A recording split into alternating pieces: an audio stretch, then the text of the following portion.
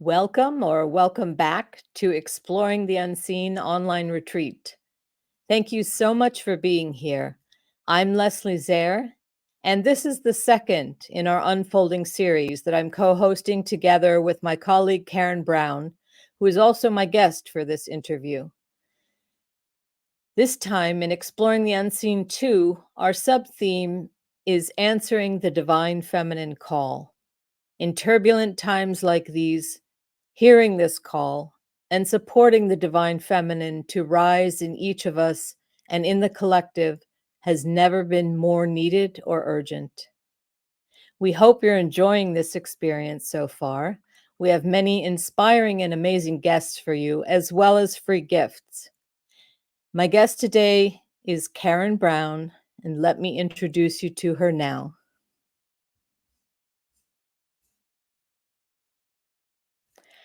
Based in Toronto, Canada, Karen Brown is a certified professional co-active coach, movement facilitator, positive intelligence coach, and certified facilitator of Dr. Christine Page's Women's Mysteries for the Modern Woman. She supports women through personal and career transitions, initiations, and other mysteries of the second half of life, the feminine wisdom way. Drawing on more than 25 years' experience working with clients as a public relations and marketing communications consultant, she also loves to help women uncover their soul essence and how to express it through all aspects of their life. Karen's mission is to help women reclaim joy, vitality, and meaning, and fully activate their leadership power during the most transformative time of their lives through remembering who they truly are, the archetypal wise woman. Karen offers private and small group coaching and consulting, online and in-person programs and events, and holds sacred space for creative solopreneurs to birth their soul-based projects into the world. She's also created a supportive community of women deepening into feminine wisdom practices through her membership journey, the Wise Woman Way. Let's welcome Karen to the show. Hi, Karen. Hi, how are you? Welcome. Thank you. It's nice to be interviewing you this time. Yes, it's a different role for me this time around. Yes, yes. And we're always discussing these things, so it's nice now to share them with everybody else as well. Um, so let's jump right in and begin with the question that we've asked all the ladies that we've interviewed, which is, when did you first hear the divine feminine call? Yeah, and I think I'm going to answer it in a similar way to what we've been hearing in our interviews, which is that it kind of comes in pieces, and maybe it's a remembering of um, things that we came in with and then forgot. So for me, I would say I was like 4 or 5. And I went to school in England before I moved to Canada when I was 6. And so we started a little earlier and we were doing Roman mythology. I guess it was like storytelling time, but it was Roman mythology. And I was so fascinated. I dragged my parents to the bookstore. I had to get all the books, those big encyclopedic books that they had in the late 60s, early 70s. And so I had that. I studied it. And then it kind of fell away. We moved to Canada. And then I was reintroduced at some point. I don't know how old I was. This time in the sense of the Greek mythology. And when we got to Persephone and Demeter or Demeter, there was just something resonant. And I was like, oh, it was like something just kind of unlocked somewhere deep inside. And I'd always been interested in secret societies and the mysteries. And I think one of my first other exposures, I wouldn't call it divine feminine per se, but it was about self-hypnosis. I bought a book somewhere in a book sale, and I was quite young. And I was, trying to take myself, I was journeying. I didn't know what it was, but that's what I was trying to do. Um, and then I would say then there was kind of a big gap of time. I, went through the teenage years. I had an early marriage that I now, looking back, connecting the dots, which I didn't do until I was in my 30s, recognizing that as my first descent, really big descent and initiation. And then I connected the dots later on, as I said, that this, oh my goodness, I just lived in a very archetypal, but kind of also textbook way, the Persephone myth of going under, being, attracted to like a masculine kind of figure that took me into the underworld to know myself, but by losing myself first. And I think I had already lost some essence of myself before I went down. And then I, of course, found my way back up and have had many initiations since then. So, yeah, I would, it wasn't probably until my 30s that I heard this term, divine feminine, and started to lean into it. What is this about? What is this time 3,000 years ago when the world looked very different and we, moved in a rhythmic way and so on. So yeah, and then I've been, kind of plowing into it, and now showing others, showing for others as I've been shown, to the degree that I can, but I'm constantly learning more and deepening into it. I think that's one of the passions we share is mythology. We have many conversations about that. And Yes. I think it's important. It's archetypal. So I think it can show us many things and many stories that we can integrate into our lives. But mainly at this point, you're working with the wise woman archetype. So maybe you can explain a little bit about who is the Yeah. wise woman.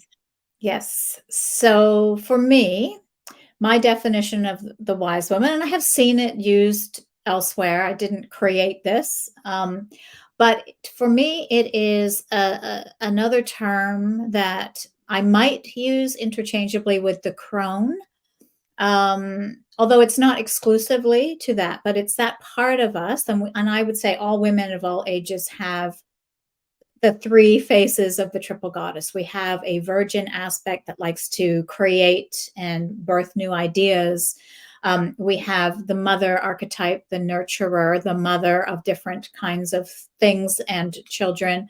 And then we have this crone aspect, which is associated with wisdom and usually the older years. But in fact, we have all of this. But the wise woman is a term that I've kind of started to use to describe a woman who is being initiated into the second half of her life. And as I always say, the wise woman is becoming who she's always been. So she's uncovering what she always was. Yeah. But I think you used an important word, this initiation, because we can just grow old without any introspection or Yeah. retrospection and not extract the wisdom out of our lives. So I think it is a process. It's a process of becoming, as you said, the person that we always were, but I think in wisdom, Yes. with understanding rather than just sort of going through the motions. So Yes. what would you consider the main aspects of this Mm. or of midlife? What or Yes. that understanding or that coming into wisdom? Yes. So I guess I'll just back up a little bit and just talk about, midlife, and also I want to kind of highlight menopause a little bit, because I think there is a point, and we know that menopause isn't a moment in time. Medically, the definition is 1 year after your last period, but it's a very much a journey, and it's an initiation. And it can take, medically speaking, it can start earlier or later. The average is 51, but some women experience it for different reasons much earlier than that. And then it can be a process of 10, 12 or more years. And then I think there are certain things that continue on physically, emotionally, spiritually, well beyond the actual medical definition of menopause. So it's quite a journey. So for me, a wise woman, at the time of midlife and menopause, very often at that time in your 40s and 50s, there are a number of things going on that can happen, transitions, changes, um, even taking menopause and the physical, which is a huge topic in and of itself, even taking that off the table for a minute.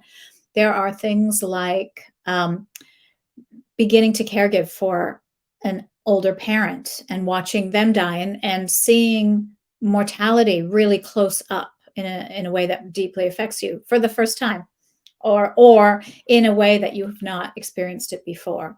For some women, it can even be the death of a spouse, an early, death of a spouse. It can be empty nesting when suddenly your children, and you've mothered and had an identity around mothering, and then your children go off to college, and that can be an initiation of sorts, and it's certainly a transition. Um, and this is what a lot of these things have in common. It's a question: who am I outside of those roles that I play, whether it's daughter, wife or partner, um, mother, and then also career. This can be a time when, even if you're not aware of what's happening, you can be hearing a call to something different.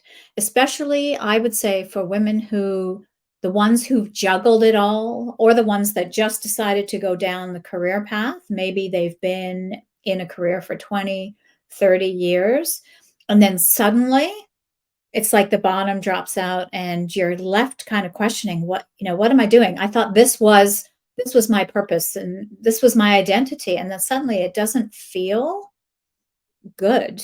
And and there are a number of things that can be happening, but perhaps, one of the things that I often see in the women that I work with is that um they're no longer feeling meaning or fulfillment, or they realize that they never actually truly did, or they have this other part. They go home, they act in kind of a certain way, driven by like I don't know, the way that we're expected to be, or we think we're expected, what we've been taught to be in the corporate world, which is, more competitive, more driven, more linear in the mind, and all of that. And then these same women are going home and they're reading Eckhart Tolle, but they don't think they can bring that aspect of who they are into their job. So there's so many things, but it all boils down to uh, starting to have an awareness that I need to go within, and I need to see,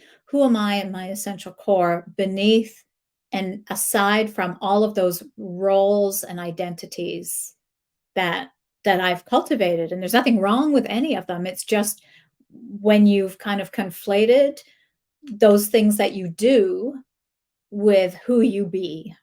And so part of the initiation, when something happens to trigger, oh, there's a death or a dying in this aspect of what I've been doing and who I've known myself to be.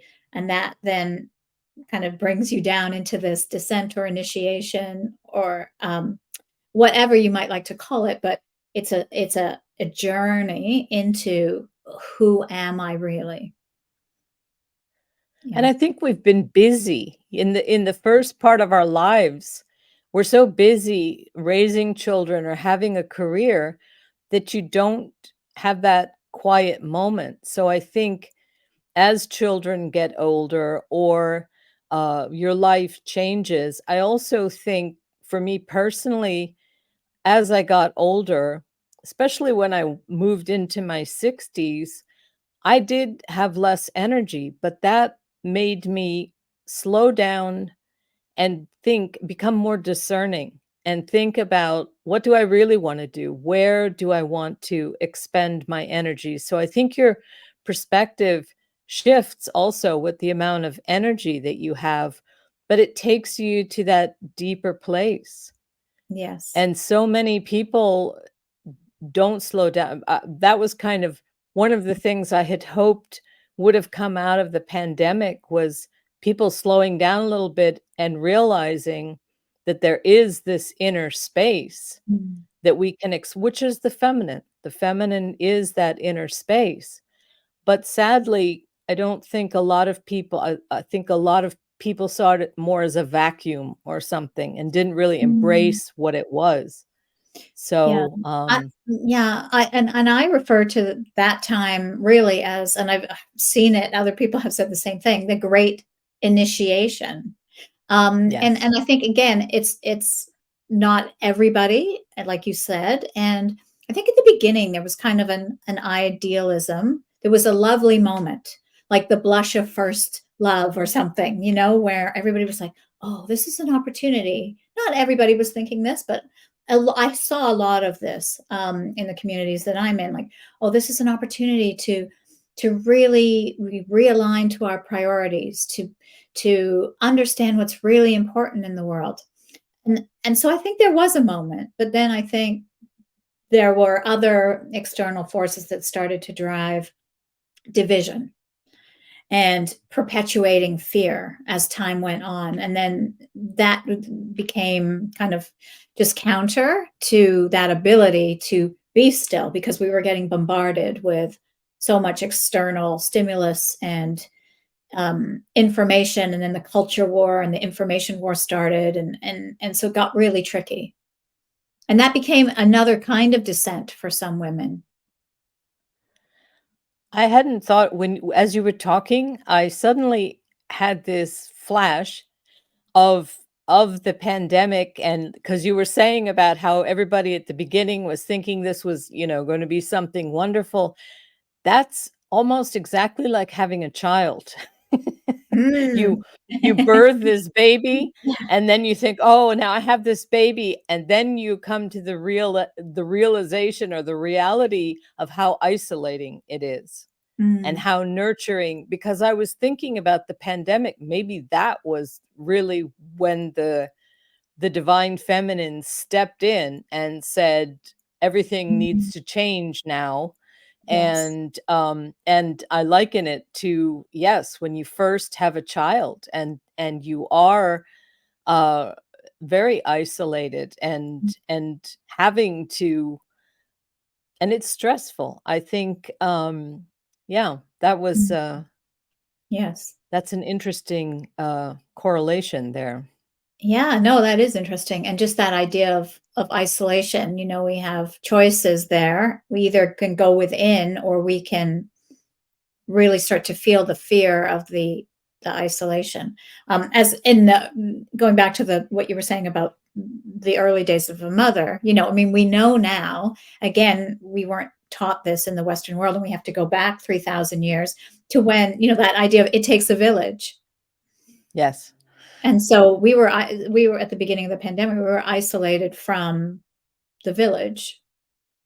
So yeah, and I think this descent or initiation continues now. And the divine feminine is rising, as it really must at this point. And everything is crumbling. And so there are people who are, trying to, at the beginning, I don't know if you remember, people would say, let's get back to normal. We just want to get Uh-huh. back to normal. But maybe we don't.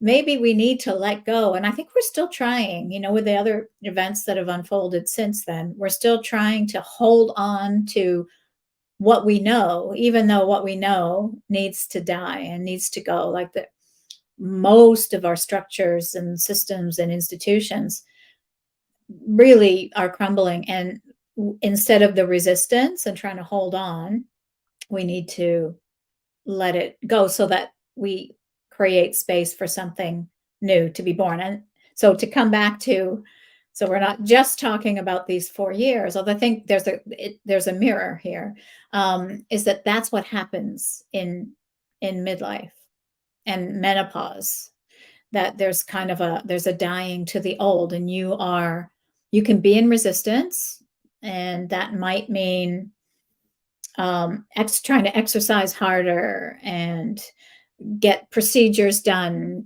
to stop the aging process. That's just one way. Or to go out there and do. And that's a sense of, of resistance and perhaps fear to the dying and recognizing that there is something deeper happening, or you can lean into it. And then what can come is something new and beautiful.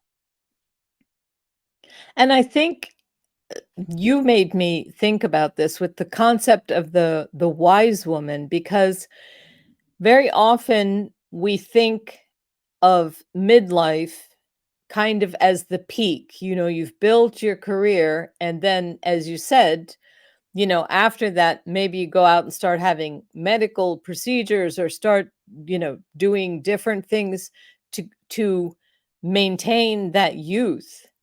But I don't think that's the point. I think the point is to become an elder, to become a wise woman, that midlife is just closer to that. And maybe there is this shift or this transition or this first big step, this initiation into what you're really supposed to become, which Mm. is an elder. And I think society is not focused in that way. Society is focused at that you reach this peak and then you retire, and retirement is like going downhill somehow. Yes. But I don't think that's true. I think what we're striving for really is to become this elder, or this wise woman. And if we could just kind of refocus our that we aspire to that, rather Yes. than it being something that, we're on the way out kind of thing. No, we're finally achieving that. And as Mm. you said, this is when we're actually becoming that person that we were meant to be. Yes. Yes. And there's so much I could say about all of this, but there's a piece in here too about, developing new skills, but not from a sense of what the way we did it in our 20s, but it's a returning to the skills, those divine feminine skills. And so growing our own intuition, listening, being in receptive mode, listening to the whispers, in our heart or in our womb space, reconnecting to the body. I mean, I think there's a both and here. There's nuance. So, in the one hand, yes, we're letting go of some things, but on the other hand, there's an excitement and a newness. In fact, I think it's in Chinese medicine, the word for menopause actually means second spring, or they refer to it as the second spring. And that is what's happening. And coming back to mythology, yes, you have the wise woman or the crone, but we don't ever actually lose the virgin aspects of ourselves, that it gets excited for new creations and births new creative projects into the world. That happens still. The mothering piece still happens, but we may be nurturing grandchildren, or we're still nurturing our children no matter how old they are, and our creative, whatever it is, and we are mothering ourselves, particularly if we've lost a parent or parents, or we might be mothering our mothers.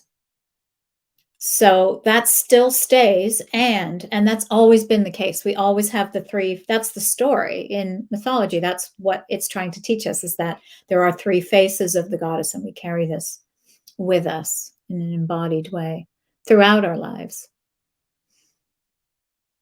So for you, what are these 3 pillars of thriving in Yes. midlife? How would you Yeah. describe those? Yeah, so I talk about three pillars to thrive, whether it's midlife or menopause, however you want to sort of frame it. So the first one is what we've already talked about, which is really knowing your whole self. So that's the journey to really go inward, to listen, to understand, and to reclaim the parts of yourself. So there's so many different pieces to that. So um, the archetypes and the goddesses have a lot to show us. So there's the warrior aspect, there's the priestess aspect, there's what we just talked about, the virgin, the maiden, the crone. So coming back in to reclaim those pieces. Um, by looking at archetypes is one way. The other way is obviously any kind of inward pursuit that you do. But there are also other kinds of archetypes, like the victim.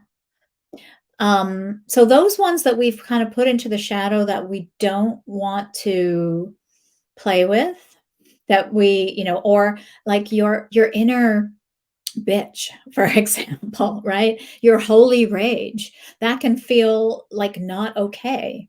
And so we put those down. So this is very much like shadow work, right? But pulling in the pieces. And then there's things like and the martyr, like there are different archetypes that we hear about, the many different systems that talk about archetypes. Also, what about parts of yourself from your younger years that you abandoned, or places where you abandoned yourself? So for example, getting into a relationship that you knew was harmful for you, and you lost yourself in just trying to please that person. So in a sense, you abandoned yourself at that particular age. So can you go and have an inner dialogue with that person? That's one particular practice that I work with people.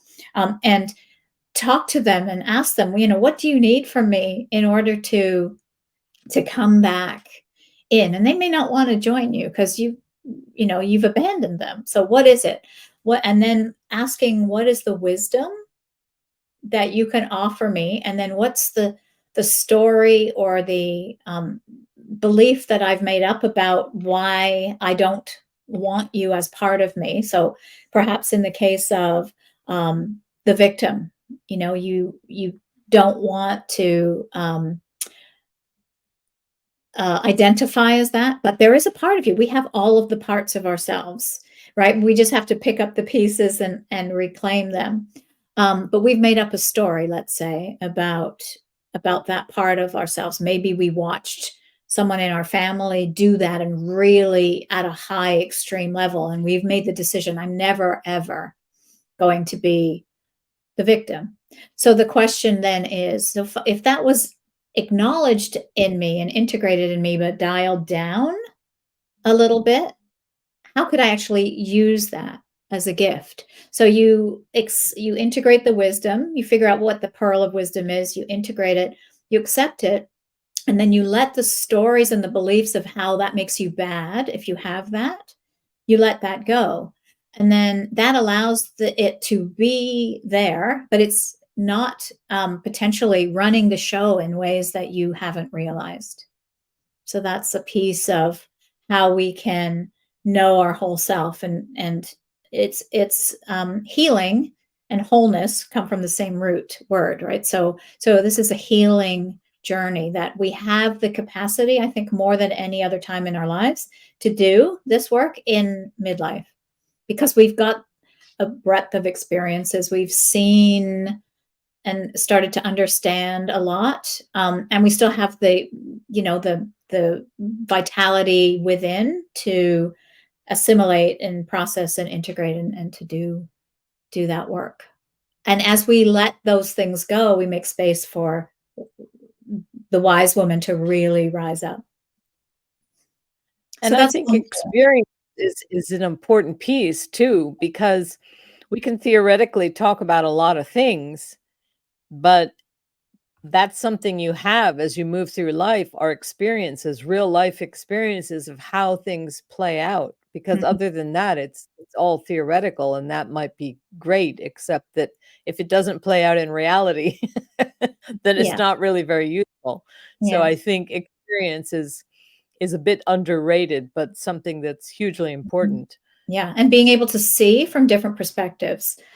And that's very, very useful right now in times of sort of manufactured,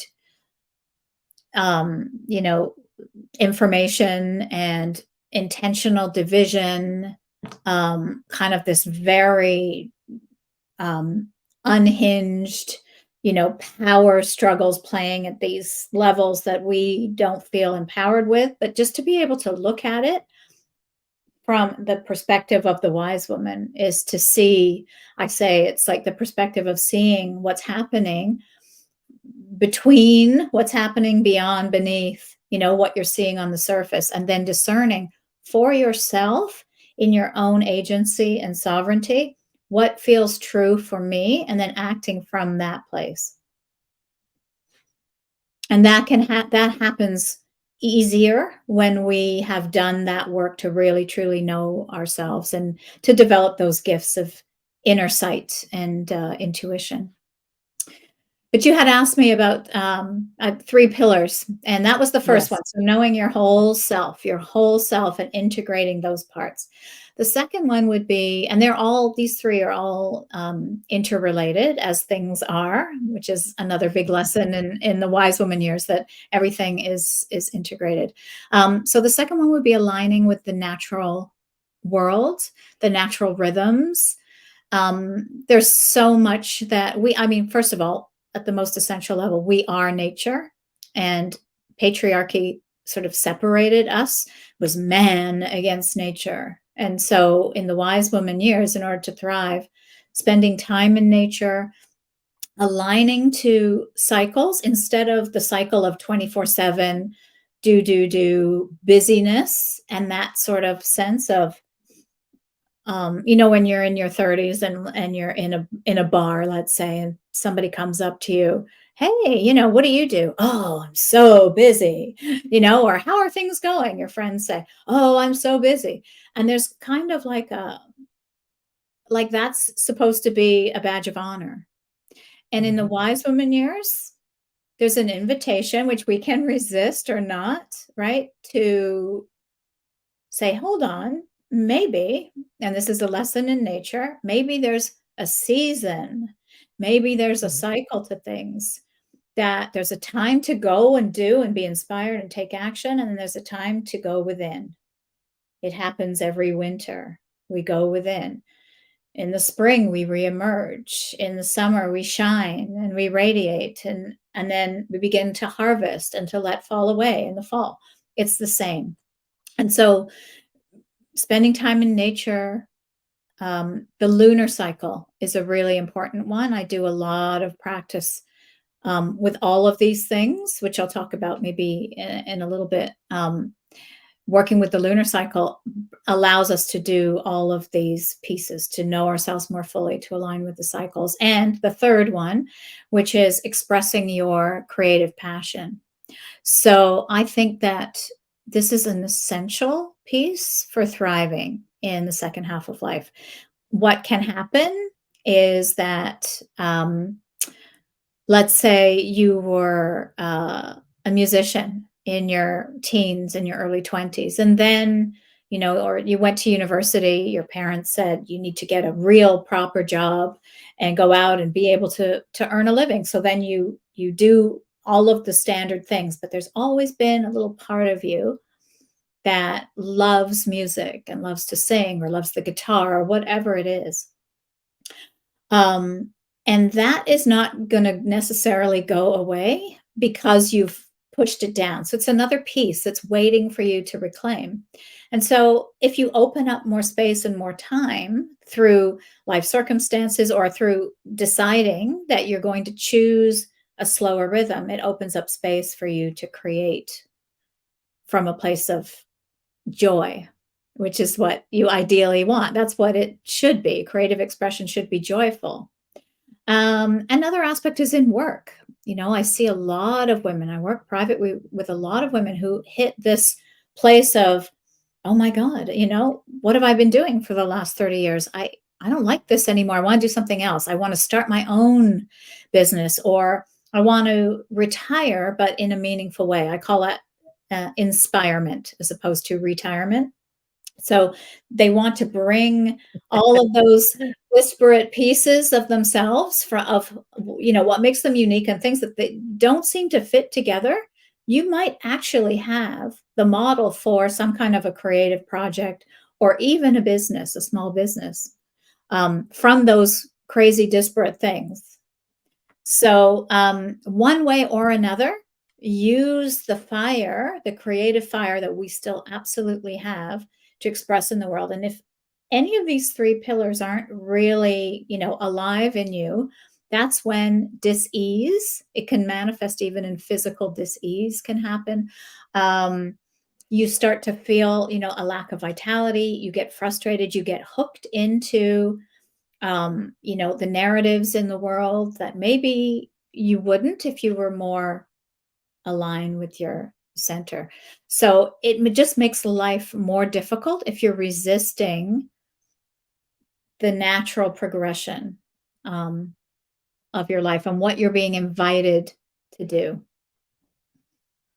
And all of these things obviously are aspects of the feminine. I mean, what Yes, you're absolutely.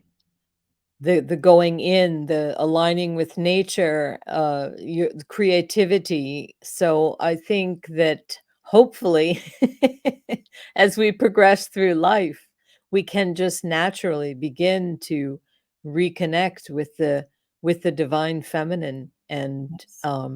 allow her to express herself. Sadly, most societies are not set up in that sort of way. So I think Yes. hopefully midlife is a period where you can break away from that and begin to Yeah. embrace those aspects.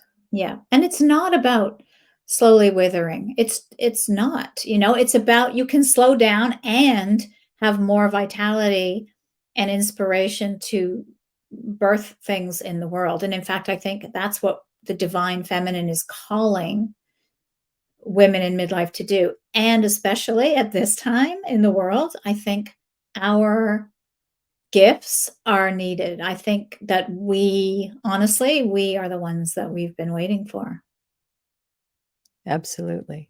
Yeah. And I think, too, as you get older, it's about becoming more discerning.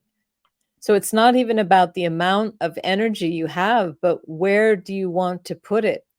I know for me when I was younger, maybe I had too much energy that I was gonna do everything, and then later, it was like, "No, what do I really want? I don't have to climb every mountain that's in front of me. I can choose Mhm. what's important to me and what isn't," and I think as at least for myself, I feel like I have the right to do that now. Um, I probably had the right to do that when Yes. I was younger, but didn't think that I Yes. did, so I didn't do it, but now I definitely do. Like, "No, I don't wanna do that, so I'm Mm. just not going to do that." Yeah. Yeah, absolutely. Absolutely. So what are some ways to put this into practice? Yes. So, I've spoken about some of them already, but anything you can do, centering a spiritual practice of some sort that feels good to you.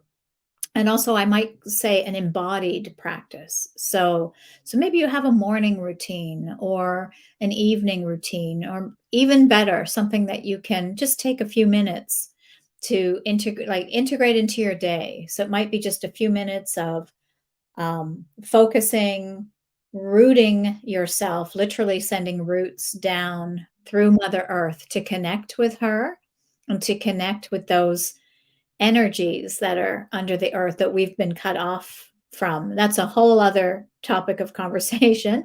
But just to say that we believe that there are energies under the earth that need to connect back to our energy system in our body, to that kundalini energy that we've been cut off from, and that allows us to truly discern and to bring new creative projects and seeds and inspiration into the world. So that's a really simple thing. It could be, if that doesn't feel right, that could be just aligning, kind of sensing light above and below, and kind of getting into the sacred geometry of you, which is a torus, Torus, a toroidal field, and sensing a globe of light around you.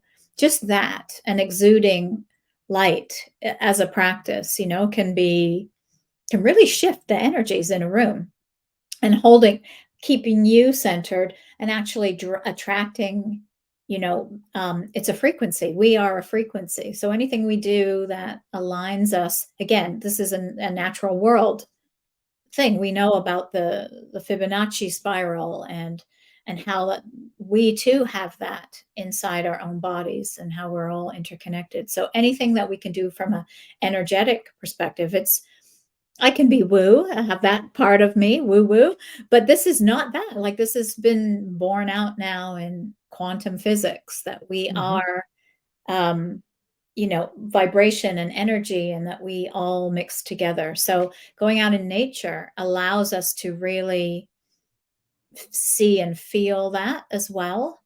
Um, Journaling, but from a, I would say, not Dear Diary and processing things with our mind, but going into a receptive state, listening to a voice within. I do work with connecting. I have a process where you connect with your inner wise woman and you start to amplify her and listen to her. It's a part of you. You might identify it as a guide or, something sacred, a goddess. It could be different voices at different times, but essentially it's coming from a place of inner knowing. So anything you can do to connect with her, um, small h and capital H, I think is really, really good. And then I have kind of a foundational practice, which is to do with aligning with the lunar cycle, which really brings all those three pillars together. And it's a three, I won't get into all the details, but it allows you over the 3 days, you cycle with the entire lunar cycle. But then on the 3 days in particular, that is our time of um, going within. So that's the time of the descent and the initiation, those 3 days. And so without explaining the whole thing, there's a process. Each day you focus on something different where you're releasing, then you're kind of resting in stillness, and then you're able to make space to receive the new. And that corresponds to the new moon and the waxing or virgin phase of the moon. And so we continue to cycle that way. And that's So such an easy way to get into cycles. I think it working with is. the moon is just such a because you can see it. So Yes. it's easy to really, make it real and to align with it because it is Mhm. something that's actually visible. So, Yes. Yes. and as you said, the grounding, I think, just to Mhm. remember, like, there's movies now about how standing on the earth Yes. changes your energy, and that to me, like, the greatest aspect of the divine feminine is the earth itself, Mhm. so just stand outside in the grass Yes. Yeah, and be in and connect. resonance with that, that's what connecting is. It's actually becoming like aligning your energies and becoming Mhm, sort of a frequency match for the tree, for the water, for the earth. Yeah. and there's simple ways to do that, Yes. so thank you for sharing those with us because I think that gives everybody ideas about new ways that they could connect. Yes. Yeah, I could go on and So y on for hours. Well, they'll just have to take your courses or whatever, and then they Yeah, can sure, yes, then they absolutely. can hear you they talk about it more. Yeah. But you have a free gift for our participants, so tell Yes, us I a little do. bit about that. Yes. So it's called Becoming the Wise Woman, and it's 3 practices to unleash your wisdom, joy, and passion. So I put together, when you sign up for it, you get a PDF that has these 3 practices inside of it. And one is a meditation to actually meet the inner wise woman. One is a process for writing and getting into that receptive state. And then the third practice is an outline. It doesn't go quite as deep as I do in other things that I offer, but it gives you the sense of what those 3 days of the dark moon are about and how you can work with them. Excellent. Beautiful. And if people want to find you and get in touch with you, you have a website, I do, wisewomanleading.com. and you're also on Yes, Instagram. vaguely. I do intend I say I intend to. I'm not sure. I'm still in the choosing. I'm in the listening and choosing, whether I want to fully, lean into social media. That's a whole Yes. other conversation. Yes. No, it Uh, is, and things are shifting, so I yes, understand that, but for yes, now, people yes.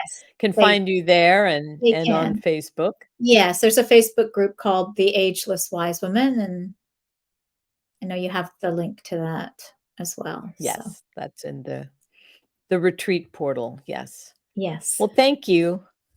Thank you for sharing your wisdom and talking to us about the wise woman. I think that this is an important shift. Midlife, it's often a topic that people don't want to talk about, or in the past has been a topic that has not been talked about. And I think it is important. I think you've shed a lot of light on that, as how we're Mm, moving into this place of wisdom and how important it really yes. is. So Yeah. Yeah, yes. and if I could So leave with the final thought, sure. that didn't come up, I was just thinking about, a cou 2 things. One is that, when we align to ourself and to the rhythms of nature and to our creative expression, it actually enables us to bring more vitality, more life force into our body. And that can actually prevent the dis-ease and the symptoms, the medicalization that we hear about of menopause and midlife. It can actually take steps to mitigate some of those symptoms. So it's more than just a spiritual journey. It can also be a physical embodied journey into vitality. And I Um, think that's really helpful because there are other options to medications. I think there's a lot mm, of work, as you're saying, that you can do on yes, yourself yeah, that can help even the physical symptoms. yes, and there may be, indications for that for sure, but there's so much more that these bodies in their wisdom, in their full wisdom and power can do for healing in all the ways. Yeah. Well, thank you. Thank you for being here and thank you for sharing your wisdom with us Thank today. you. It's been great. I really appreciate it. Thank you.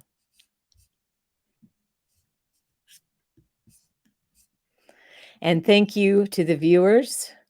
If you're not already registered for the event, please use the link in the show notes. And thank you again for being here, and see you next time. Bye bye.